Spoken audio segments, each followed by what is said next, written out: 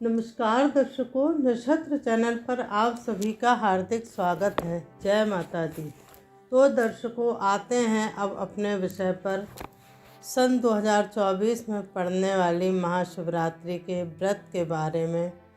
महाशिवरात्रि कब है, महाशिवरात्रि की सही पूजा विधि, शुभ मुहूर्त, व्रत पारण का समय, उस दिन व्रत किस तरह करना चाहिए ताकि भोलेनाथ प्रसन्न हो, क्या करें और क्या बिल्कुल नहीं करना चाहिए, और कौन सी सामग्री है जो महादेव को भूल कर भी ना चढ़ाएं वरना महादेव क्रोधित हो सकते हैं। तो दर्शकों, आप सभी वीडियो के अंत तक अवश्य ही बने रहिए, तभी आपको सभी जानकारी सही प्राप्त होगी। दर्शकों, फाल्गुन मास के कृष्ण पक्ष में चतुर्थी तिथि को पड़ने वाली शिवरात्रि को महाशिवरात्रि कहते हैं। यूँ तो वर्ष में 12 शिवरात्रि होती हैं, परंतु फाल्गुन मास के कृष्ण पक्ष की चतुर्दशी तिथि को जो शिवरात्रि पड़ती है उसे महाशिवरात्रि कहा जाता है। ऐसा माना जाता है कि इस दिन ही शिवलिंग की उत्पत्ति हुई थी। भगवान विष्णु और ब्रह्मा जी ने शिवलिंग की पूजा की थी। धार्मिक ग्रंथों के अनुसार ऐसा भी माना जाता है कि इसी दिन माता पार्वती व शिव जी का विवाह हुआ था। अतः इसी कारण हिंदू धर्म में महाशिवरात्रि का पर्व विशेष महत्व रखता है। इस शिवरात्रि पर दुर्लभ संयोग बन रहा है। इस दिन शिवरात्रि में प्रदोष का भी शुभ संयोग बन रहा है। इसी कारण सन 2024 की महाशिवरात्रि बहुत खास है। आइए जानते हैं महाशिवरात्रि कब है। 8 मार्च रात्रि 9:57 पर चतुर्दशी का प्रारंभ होगा और 9 मार्च 6:17 सायंकाल में समाप्ति होगी। भोलेनाथ की पूजा का विशेष समय प्रदोष काल में ही होता है। अतः महाशिवरात्रि का पर्व 8 मार्च को ही मनाया जाएगा। 9 मार्च 12:04 पर निषेध काल की पूजा का समय माना जाएगा, जो कि 12:04 से 12:52 तक माना जाएगा। अतः महाशिवरात्रि व्रत का पारण समय होगा 9 मार्च प्रातः 6:27 से सायंकाल 3:38 तक।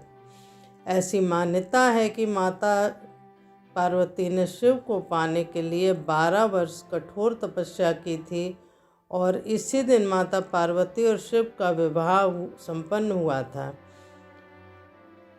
इस व्रत को सौभाग्यवती महिलाएं अपने अखंड सौभाग्य की प्राप्ति के लिए शिवरात्रि का व्रत करती हैं और अविवाहित कन्याएं मनचाहा वर प्राप्त करने के लिए यह व्रत करती हैं। इसके अतिरिक्त गरुड़ पुराण में भी एक प्रसंग है। कहा जाता है कि महाशिवरात्रि के दिन निषाद राज अपने कुत्ते के साथ शिकार पर गए, परंतु उन्हें उस दिन कोई शिकार नहीं मिला। वो थकान और भूख से परेशान हो गए, प्यास भी लगी हुई थी, तो वो तालाब के किनारे गए जहाँ बेलपत्र के पेड़ के नीचे एक शिवलिंग भी स्थापित था। निषाद राज ने आराम करने के लिए बेलपत्र तोड़े तो कुछ बेलपत्र शिवलिंग पर भी जा गिरे। फिर उन्होंने पैरों को धोने के लिए जल छिड़का तो कुछ छींटे शिवलिंग पर भी चले गए। पैर धोते समय उनके तरकस से एक तीर नीचे गिर गया, जिसे उठाने के लिए उनका सिर शिवलिंग के सामने झुक गया। इस प्रकार अनजाने में ही उन्होंने शिवजी की पूजा की। मृत्यु के उपरांत जब यमराज उन्हें लेने आए तो शिवजी के गणों ने उनकी रक्षा की। इस प्रकार शिवजी की पूजा से उन्हें शुभ फल की प्राप्ति हुई। अब हम जानते हैं कि शिवरात्रि की पूजा में हमें किन किन सामग्री की आवश्यकता होती है तथा पूजा विधि किस प्रकार है।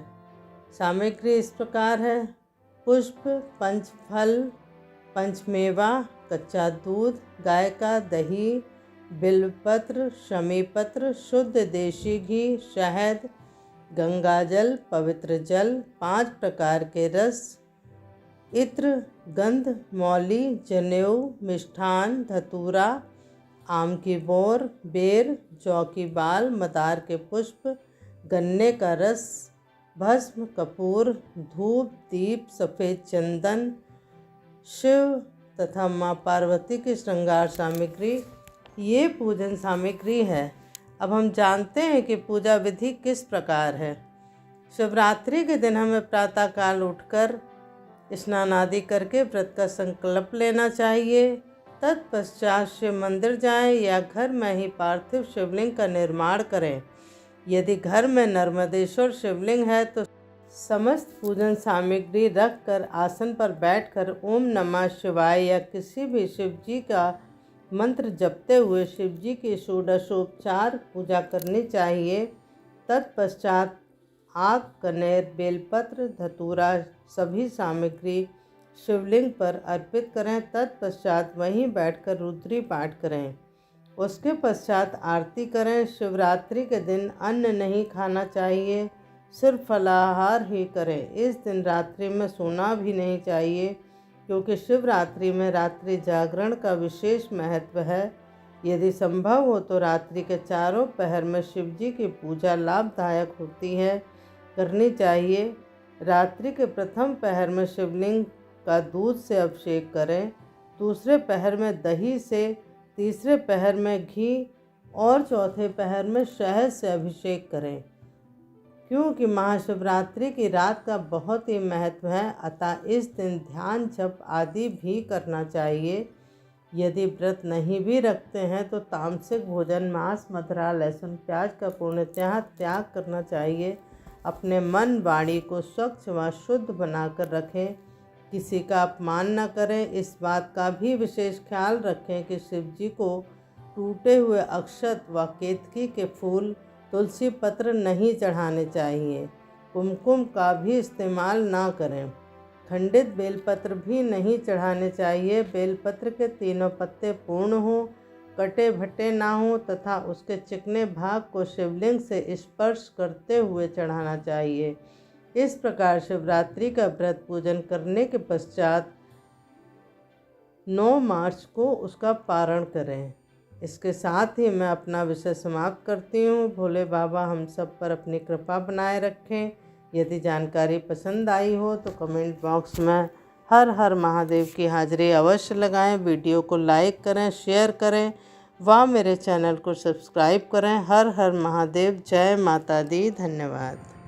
अगर आप लोगों के कोई सवाल हो या समस्या हो या आप किसी विषय में जानकारी प्राप्त करना चाहते हैं तो कृपया कमेंट बॉक्स में लिखकर मुझे बताएं। मेरी पूरी कोशिश रहेगी कि मैं जल्द से जल्द आपके सवालों का जवाब दूं।